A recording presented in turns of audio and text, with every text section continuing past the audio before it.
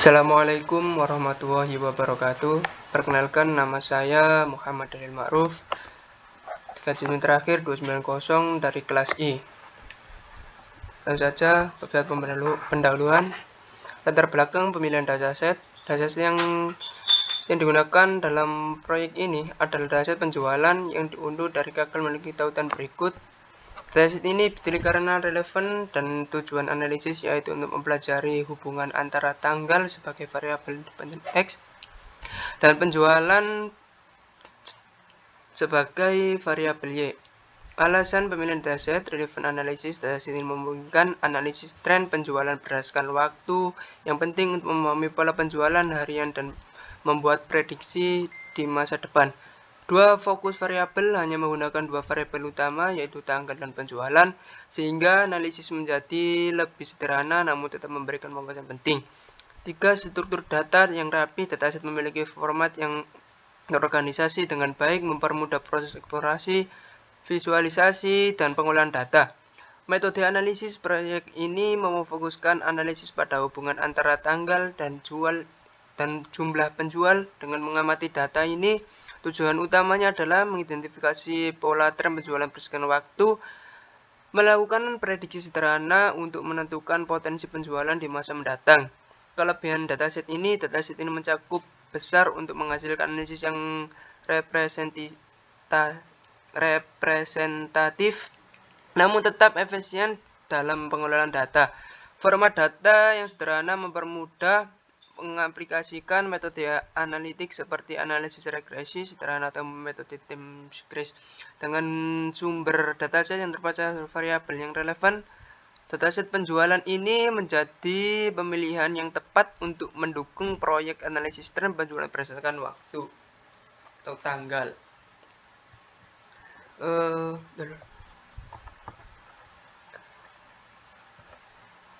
Dua, bagian penjelasan data dan visualisasi data menggunakan plotting. Data yang saya ambil semuanya variabel X, di mana seperti ini. Lalu dan akhirnya saya memutuskan untuk memilih penjualan PCS sebagai Y dan X-nya adalah tanggal, lalu menggunakan kode oktav untuk mencari plottingnya sebagai berikut kodenya. Dan ini outputnya. Mengapa saya memilih polynomial regression? Hubungan tidak linear berdasarkan scatter plot. Hubungan antara X, tanggal atau injek waktu, dan Y, penjualan tidak terlihat linear. Pola data menunjukkan adanya fluktuasi yang tidak bisa dijelaskan oleh regresi linear sederhana. Penjelasan setiap plot. Script plot dan regresi adalah garis bantu kiri atas. Lalu histogram distribusi Y kanan atas. Deskripsi menggambarkan distribusi nilai Y penjualan PCS. Lalu box plot distribusi Y. Kiri bawah deskripsi. Box plot seharusnya menggambarkan distribusi data Y termasuk median, kuartil, dan namun dalam gambar box plot tampaknya tidak tampil dengan jelas karena kemungkinan masalah yang skala. Plot residual kanan bawah. Deskripsi plot ini menunjukkan residual, yaitu selisih antara nilai aktual Y dan nilai prediksi berdasarkan model regresi terhadap variabel X. Kesimpulan, alasan pemilihan polynomial regression. Polynomial regression dipilih karena hubungan antara X tanggal dan Y penjualan PCS, dan model ini lebih fleksibel untuk menangkap pola data yang kompleks. Penilaian model. Meskipun polynomial regression memberikan hasil yang tidak baik dibandingkan regression linear, data ini tetap menunjukkan variabilitas yang tinggi, dan hal ini dapat diperbaiki dengan pre-boxing data seperti menangani outlier atau menambahkan variabel prediktor lain. Catatan tambahan perlu memperbaiki VisualBox untuk memberikan gambar distribusi yang lebih jelas. Bagian 3, implementasi regression polinomial. generate fungsi persamaan manipulasi yang menggunakan Excel. Saya memilih data 2. Saya memilih derajat 2 untuk regresi polimer saya. Yang langkah-langkahnya sebagai berikut. Analisis regression derajat 2. Hurufnya seperti ini, lalu perhitungan menggunakan Excel seperti ini dan muncul regresi polinomial derajat 2. Matriks ini kemudian diinverskan melalui bantuan Microsoft Excel dan rumus maniverse dengan cara menarik seluruh kolom, menekan tombol Ctrl Shift plus Enter. Hasil inverse matriks seperti ini. Kemudian inverse matriks ini akan dikalikan dengan matriks 1 kali 3, di mana itu adalah ini, dan hasilnya seperti ini. Selanjutnya yaitu mengalikan hasil informatik dan matriks 1 kali 3 dengan bantuan Microsoft Excel dengan rumus MMULT, kemudian tekan Ctrl Shift dan Enter. Hasil perhitungan seperti ini. Lalu hitung dari RMSE, menentukan Y prediksi dan memasukkan fungsi persamaan dan menghitung error dengan rumus Y aktual dan Y prediksi. Jadi seperti ini hasilnya. Lalu saya hitung RMSE dan ini hasilnya RMSE nya. Lalu manualisasi perhitungan secara digital metode dengan menggunakan metode GSS. Manualisasi Excel dengan minimal 10 seperti ini. Lalu saya menggunakan kode program bahasa penjelasan dalam MATLAB atau Octave sesuai manualisasi dan bandingkan dengan fminboot. Untuk programnya saya menggunakan Python, kodenya seperti ini. Lalu outputnya seperti ini. Ringkasan hasil dari tabel hasil akhirnya adalah sebagai berikut. Interaksi terakhir 24, namun nilai minimum ditemukan pada X 1.005, lalu nilai fungsi minimum fx sama dengan min 71. Nilai fungsi minimum fx adalah 71.9826.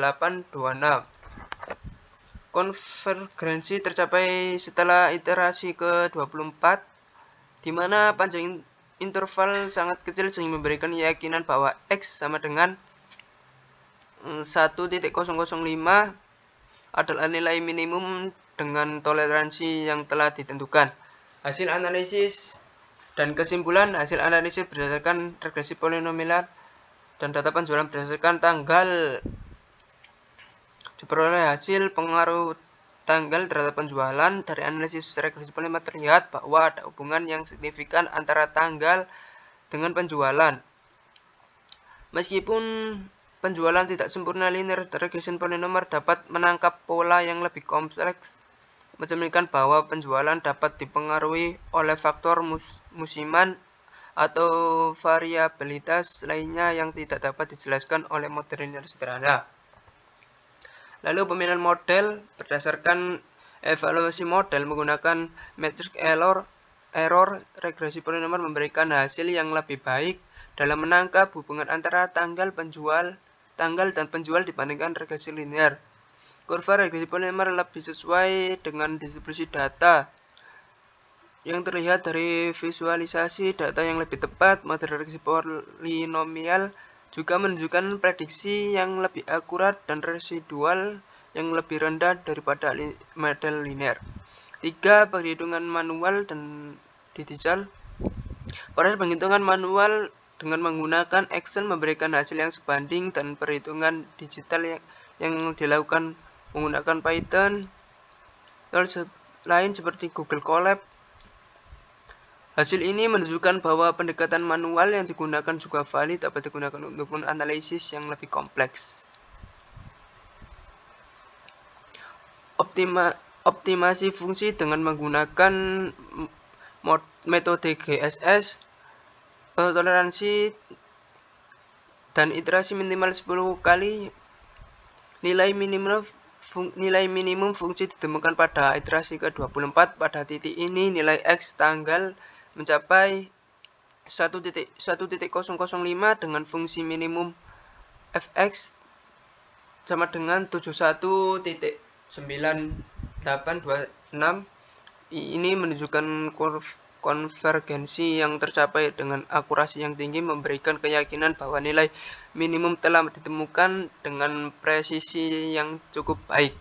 Kesimpulan, berdasarkan hasil analisis regresi polinomial yang dilakukan, dapat disimpulkan bahwa tanggal memiliki pengaruh signifikan terhadap penjualan. Meskipun hubungan tersebut tidak bersifat linear, penggunaan regresi polinomial dipilih mampu menggambarkan hubungan yang lebih kompleks dan sesuai dengan pola data yang lebih variatif dibandingkan dengan model regresi linear.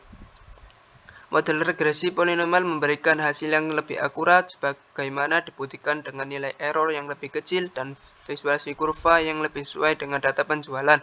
Selain itu, perhitungan manual yang dilakukan menggunakan Excel sejalan dengan perhitungan digital yang menunjukkan bahwa kedua metode tersebut dapat diandalkan untuk analisis data penjualan.